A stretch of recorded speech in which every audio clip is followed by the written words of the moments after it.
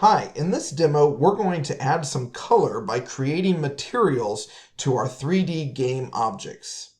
Now, in my scene editor, I have built a pyramid using 3 cubes, 2 cylinders, and a sphere. And these 3D game objects, I'd like to add some color to those just to make the scene look a little more attractive.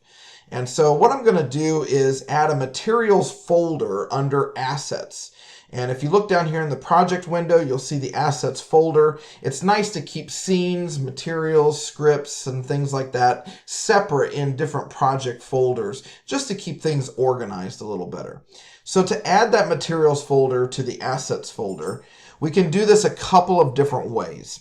We can select the plus symbol, just like we did in the hierarchy window, and then create a new folder that way. Or we can simply right-click on the assets folder, go to create, and way up at the top select folder, and that'll add a new folder to our assets folder.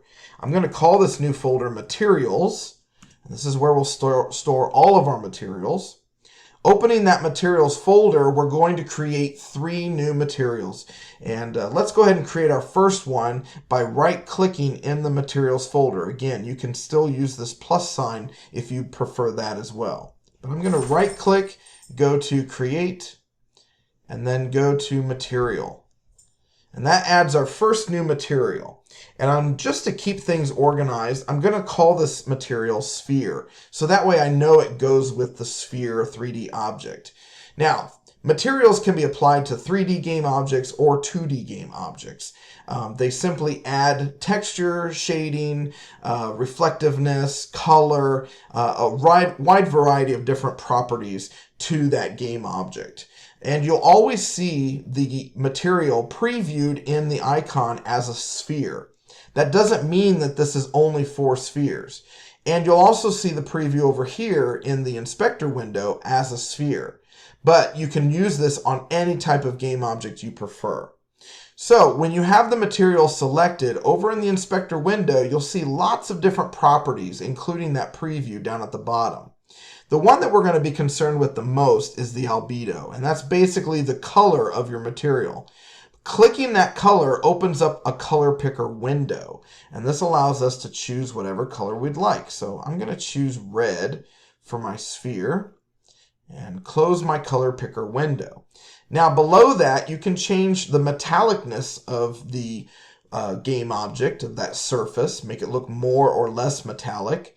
You can also change the smoothness. I like to have a little bit more of a dull surface on most of my game objects if they're something that's not glass or metal. But you can increase that smoothness as well and make it look very reflective and very shiny. So I'm going to do that for the sphere, almost like a marble where it's very smooth and reflective on top.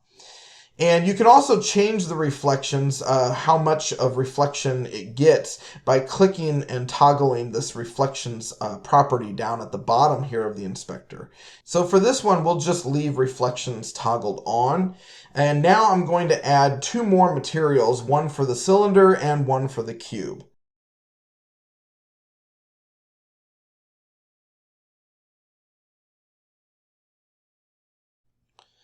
All right, now I have all 3 of my materials created, and I've done a little bit of a different type of material for each one.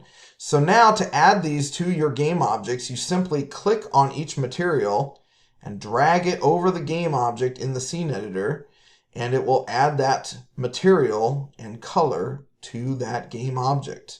Do that for each one of these. And again, this is the same kind of process for 2D game objects as well.